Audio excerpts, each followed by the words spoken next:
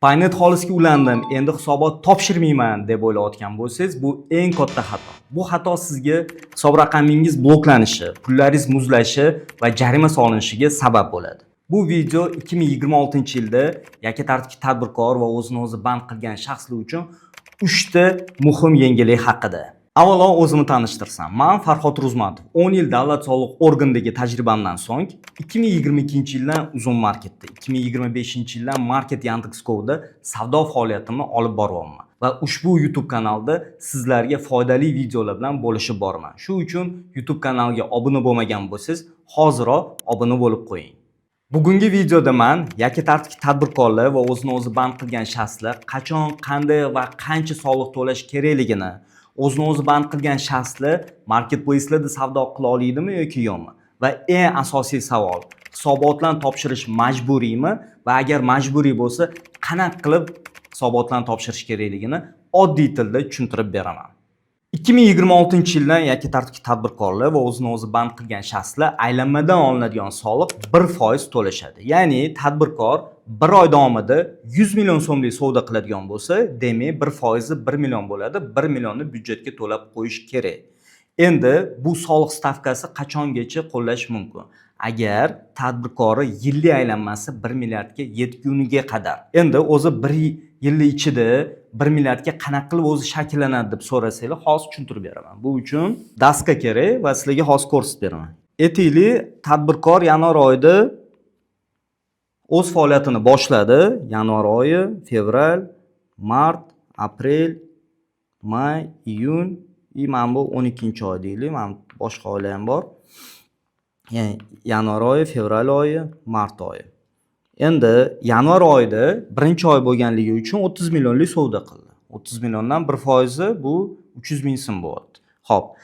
Endi fevral oyida yanvar, mana bu birinchi oy, bu ikkinchi oy, fevral oyida aytaylik 600 millionlik savdo qildi. Bu degani yillik, ya'ni hali yil tugamadi, lekin yillik hisoblaniladi.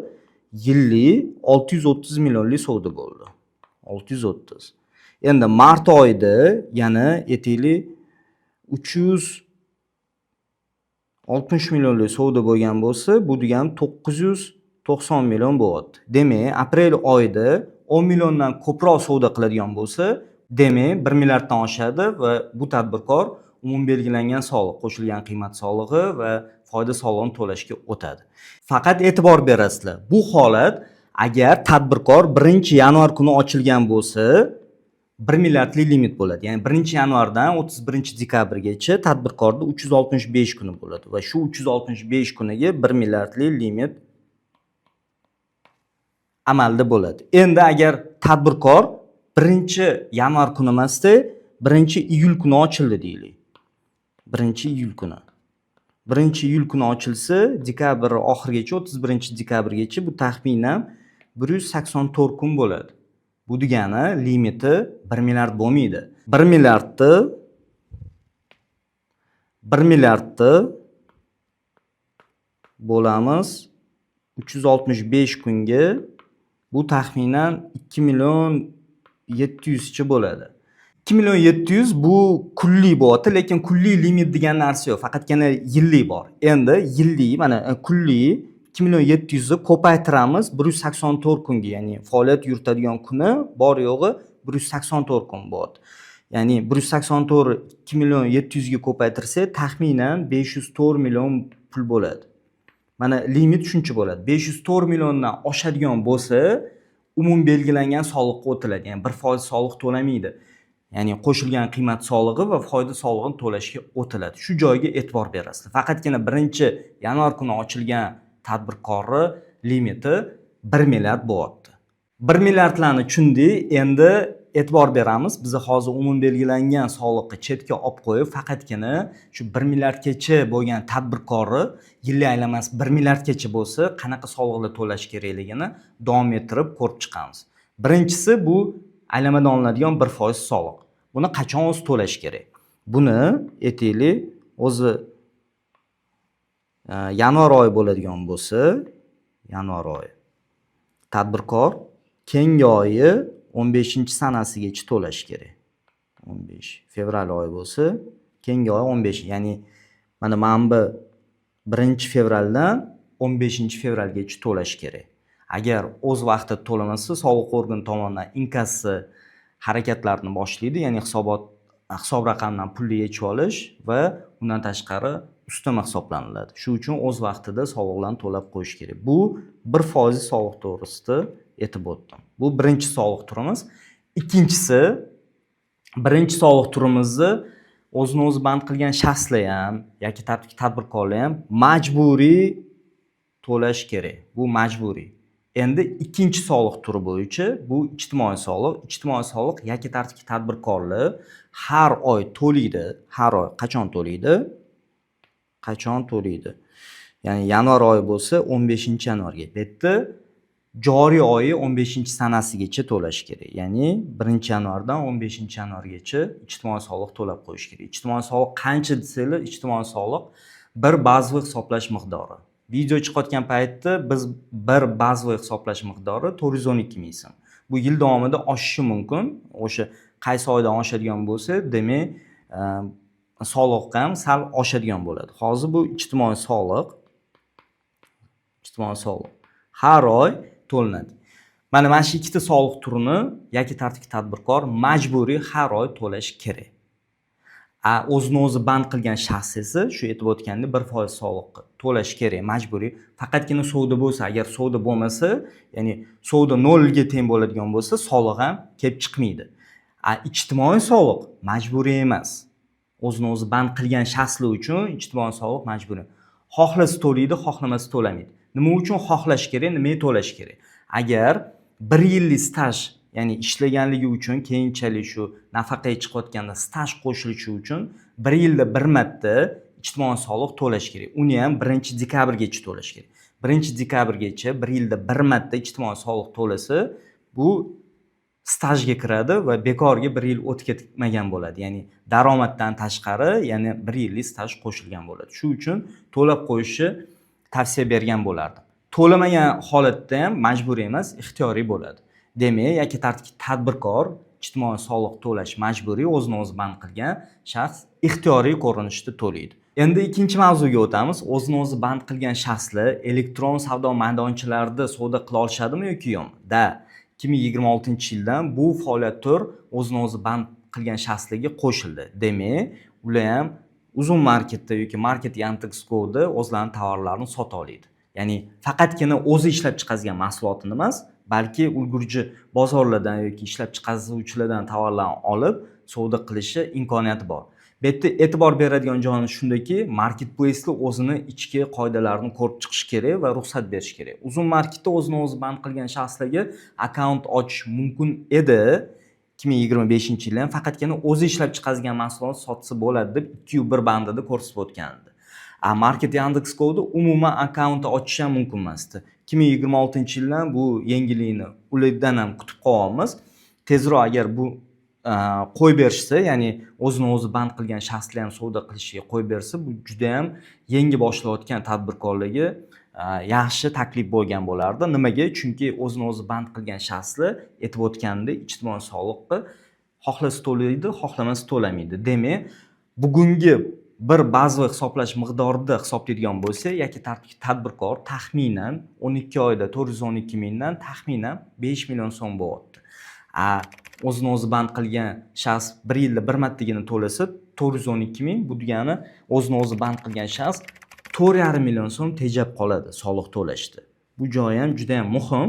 Agar shu marketplace'lar o'zligingizda shu imkoniyat ochib bersa, kutyapmiz. Sizlar ham kommentariyada yozib qoldiringlar, tezroq ochib berishsin, ular ham o'qib, shuni qilish imkoniyati borligini bilib, tezroq ochib berishsa hammaga zo'r bo'lardi.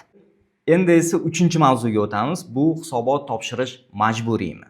To'g'ri, ko'pchilik biladi, Paynet Xolisga ulandi, endi hisobotni Paynet Xolis o'zi topshirib beradi. Haqiqatan soliq agenti sifatida Paynet Xolis, ya'ni nafaqat Paynet Xolis, keyinchalik boshqa elektron raqamli platformalar o'zligisi hisobot topshiradi. Faqat qaranglar, e'tibor beringlar. Bizni tadbirkor bo'lib, bir nechta mijozlardan pul qabul qilish imkoniyatimiz bo'lsa, ya'ni bittasi Paynet Xolis, ya'ni QR kodlarni osib qo'ydik, shu orqali pullarni qabul qilyapmiz. Paynet xolis QR kod. Ikkinchisi aytaylik, agar mijoz naqd pul bilan keladigan bo'lsa va chek kerak unga, cashbackli chek, ya'ni nazorat kassa mashinasiga urib, unga chek berayotgan bo'lsa, ya'ni Paynet xolisda ham chek beriladi, faqatgina uni chekida cashback bo'lmaydi. Ya'ni skaner qilinganda cashback bo'lmaydi. Mana bu nazorat kassa mashinasida urilganda u yerda cashback bo'ladi. Shu uchun mijozda so'rashi mumkin, menga cashbackli chek urib bergin deb. Bunda biz nazorat kassa mashinasiga urishimiz kerak. Bu yerda aytaylik, Paynet xolisda bizda bir oy ichida 20 million so'mlik savdo bo'ldi. Nazorat kassa mashinasida 50 million so'mlik savdo bo'ldi. Misol plastik karta orqali yana savdo bo'ldi. Keyingisi mana plastik karta orqali savdo bo'ldi. Aytaylik yana 30 million, ya'ni terminalga urildi. Undan tashqari bizda boshqa elektron to'lov tizimlari bor. Ulab qo'yganmiz. PayMe'ni, ya'ni PayMe orqali to'lov qilishingiz mumkin yoki ClickPass orqali. Bu yerda bir 50 millionlik savdo bo'ldi. Endi Paynet xolis faqat 20 million uchun hisobot topshirib beradi. Shu joyga e'tibor berasizlar. Qolgan mana qolgan pullar hammasi hisob raqamga tushadi.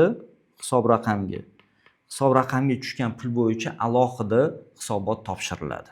Hisobotni o'zi qachon topshirish kerak? Hisobotni mana agar keyingi oy 15-sanasigacha, bu degani agar yanvar, bu yanvar oyi bo'lsa, bu fevral oyi bo'lsa, yanvar oyining hisobotini 15-fevralgacha topshirish kerak. 15-fevral. Agar o'z vaqtida topshirilmasa, bu degani soliq organi tomonidan hisob raqam bloklanishiga, agar hisob raqam bloklab qo'yilsa, unda pullar hech qayerga chiqazib bo'linmaydi, faqatgina soliq to'lovlarini amalga oshirsa bo'ladi.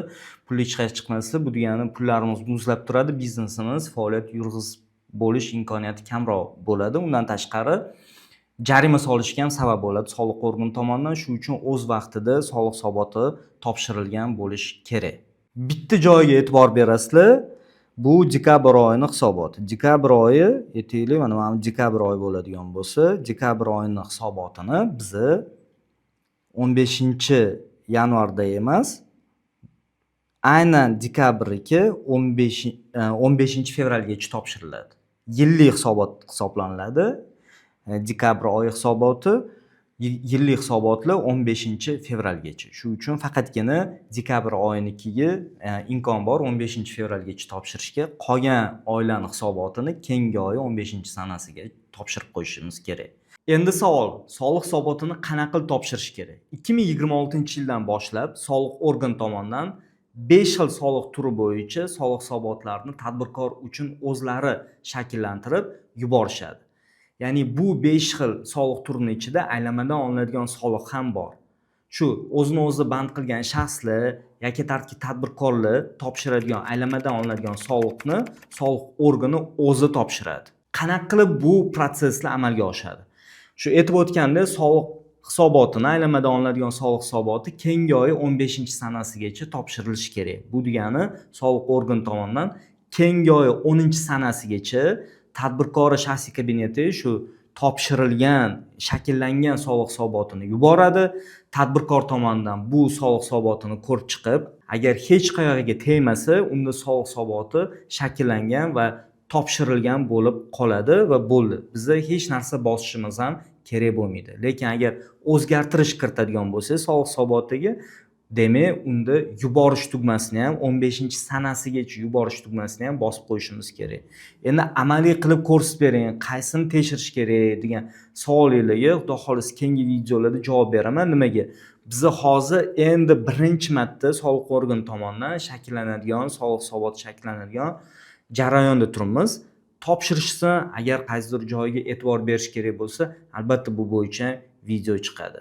Ana shu yangiliklar bilan sizlar bilan bo'lishmoqchi edim. O'ylaymanki, sizlarga foydali bo'ldi. Xudo xolisa keyingi videolarda ko'rishguncha.